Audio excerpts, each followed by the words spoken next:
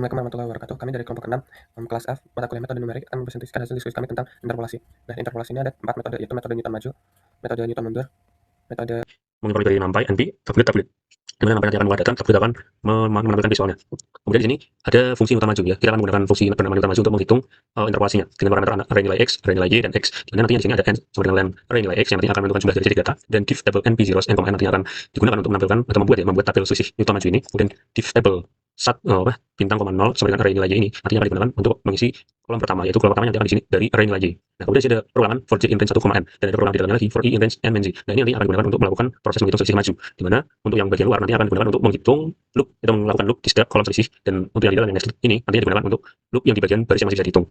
Nah, kemudian untuk div table array index i dan j ini nantinya digunakan sebagai penghitungan utamanya, di mana di sini kan sebenarnya rumus div table ij ini sebenarnya didasarkan pada rumus selisih Newton maju, di mana nilai bawah dikurangi nilai atas dari kolom-kolom sebelumnya.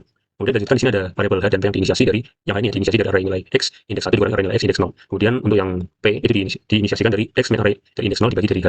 Nah, ini h itu artinya apa? H itu artinya adalah menghitung jarak antar titiknya. Jadi jarak antar titik di dalam data yang ada di dalam tabel. Kemudian untuk yang p nantinya akan digunakan untuk menghitung nilai p pada rumus Newton maju. Nah, kemudian ada result di sini disama dengan array nilai dengan indeksnya adalah 0.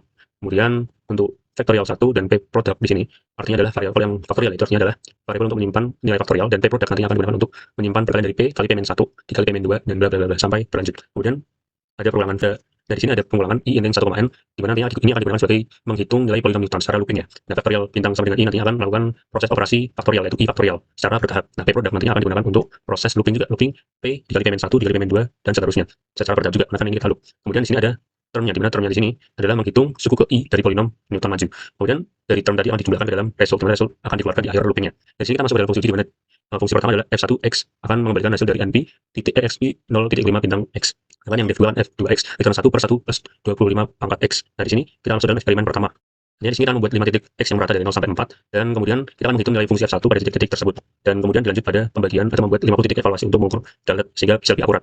Nah, nilai yang sebenarnya nanti dari fungsi adalah pada titik evaluasi.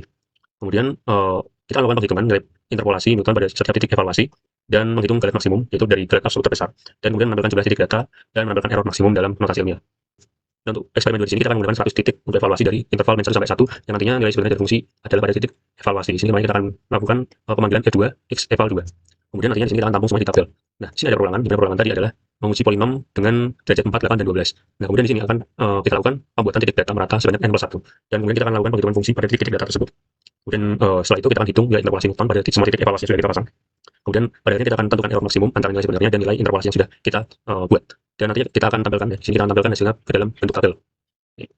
Dari sini pada hasil running kita bisa lihat pada eksperimen 1 dengan metode Newton maju, f1x dengan fungsi pangkat 0.5x pada interval 0,1 memiliki banyak data adalah 5 alias 4 derajat, dan maksimal error pada f1x adalah 1,2 kali 10 pangkat min 6. Dan untuk eksperimen 2 dengan metode Newton maju, fungsi f2x dengan kasih 1 per 1 plus 25x pangkat x ya, pada interval min 1 sampai 1 akan menghasilkan, ini kan kita tentukan dalam bentuk tabel dengan derajat polinom, jumlah titik dan derajat maksimum. Nanti akan menambahkan 4, 8, 12 untuk derajat polinom, jumlah titiknya adalah 5, 9, 13, dan derajat maksimumnya sudah 4,7, 4,7, dan 19,8.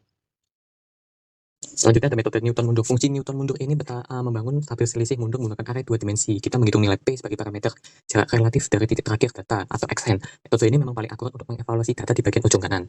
Eksperimen pertama kita menguji fungsi halus E pangkat 0,5x. Di sini hasilnya menunjukkan sangat akurat yang tinggi dengan max error hanya di kisaran 10 pangkat min 6. Membuktikan metode ini bekerja sangat baik pada fungsi yang stabil. Yang kedua, eksperimen kedua menguji fungsi kritis f2x. Kita melihat fenomena menarik di sini.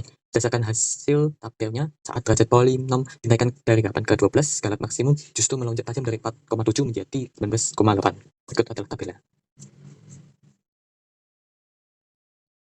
Berdasarkan algoritma item yang digunakan untuk melakukan interpolasi polinom dengan metode Legge. Pada awal program itu diimport library NumPy untuk perhitungan dari tablet untuk menampilkan hasil dalam tabel. Program kemudian membuat fungsi Legge yang digunakan untuk menghitung nilai interpolasi pada suatu titik berdasarkan beberapa titik data x, y. Fungsi ini bekerja dengan menghitung setiap suku polinom Legge menggunakan program, kemudian menjumlahkannya untuk mendapatkan hasil interpolasi. Selanjutnya itu program ini mendefinisikan dua fungsi uji, yaitu fungsi pertama dan kedua. Pada fungsi pertama itu f1x itu sama dengan e pangkat 0,5x, dan f2x itu 1 per 1 tambah 5x. Pada eksperimen pertama ini interpolasinya dilakukan pada fungsi f1x di interval 0 sampai 1 menggunakan 5 titik data.